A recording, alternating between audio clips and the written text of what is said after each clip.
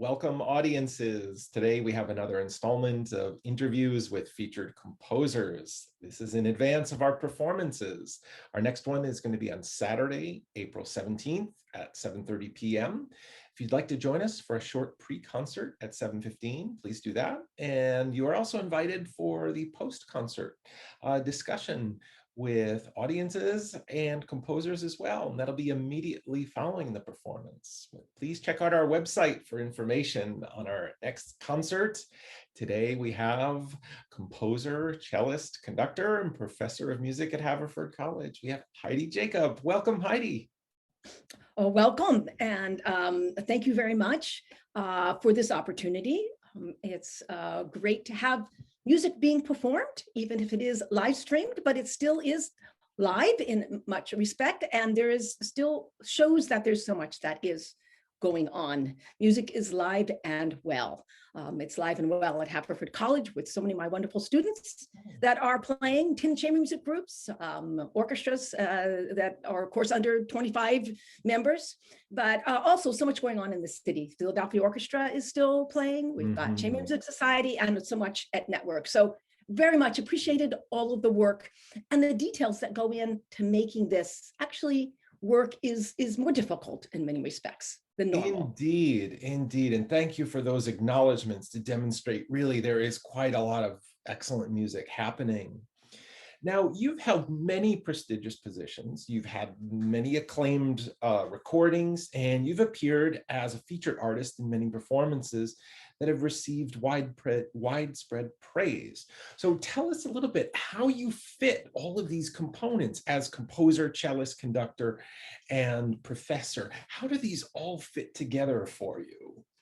Well, first of all, I think that it's important to realize that they all do work together and they help each other out. Now, I did my training, Curtis Juilliard, as a cellist. I got into conducting through my teaching positions. And what I love about conducting is studying the scores.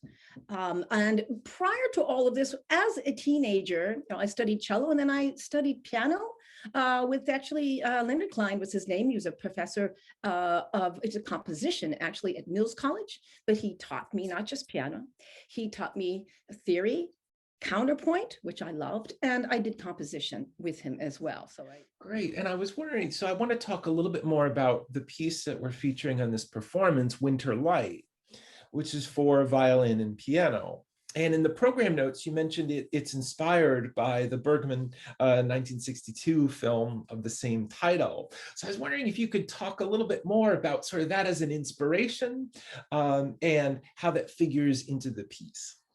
Okay, well, first of all, I think it's important to know that this piece started out actually as when I first started writing it as a piece for strings, violin solo, and percussion, just wind chimes and xylophone. I'm not sure why I started at that. Maybe it was for a call for scores or something. Then I realized that that wasn't all practical. And midway, I also started to write the violin and piano version. I also later wrote another version that is just wind chime strings and violin solo, and that was performed by Claudio Scimone, I Solisti Venetti. So I had that wonderful opportunity. So there's 3 different versions of it. But back to your original question, I think Charlie and I, my husband and I, watch a lot of Bergman's films, and we are really amazed by how the music that he chooses, and I think he was married, one of his marriages was to a pianist, and I can't remember whom. And it's amazing how he uses classical music and how the music almost his use of it in the film transforms our experience of these pieces that actually we know quite well. Fanny and Alexander uses Schumann Piano Quintet, the second movement, which actually I happen to be teaching this semester to some students. And it changed my listening of this piece. There's some actually, I don't want to get too much detail maybe, but there's some very difficult, it goes from the minor to the major. The major feels like the tempo should change and be faster. And I've always for years felt that, oh, we need to play this faster. And I think some performers do. But when I heard it in the when I saw it in this particular film, it made sense then. The keeping, because Schumann doesn't mark it to be faster. So it's really very interesting how he uses music.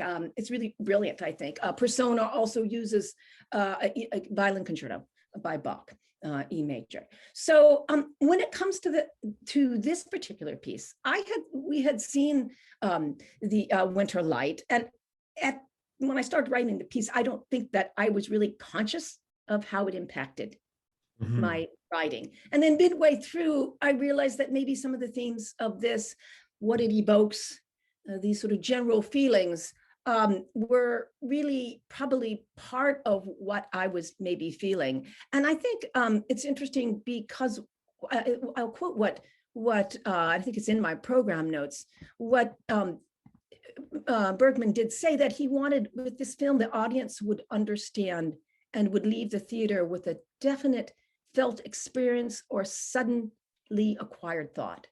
So it's not about specifics, and I think that's very important. And then the other aspect about this particular film is that he doesn't use much music in it.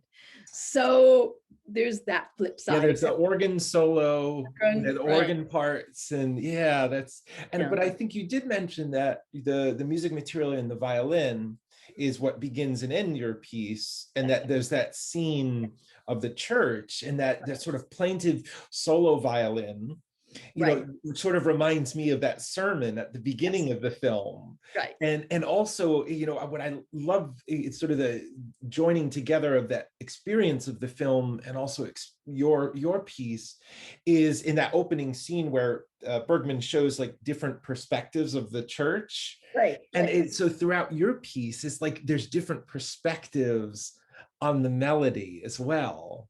Right. And that's actually, I mean, getting technical, I actually use a 12-tone row throughout this, not all of it, but from the very beginning. And it's actually based, not in the quote traditional sense, that, but I do use more repetition. But that's probably why it gets that feeling of different kind of views. But yeah, I hadn't thought about that.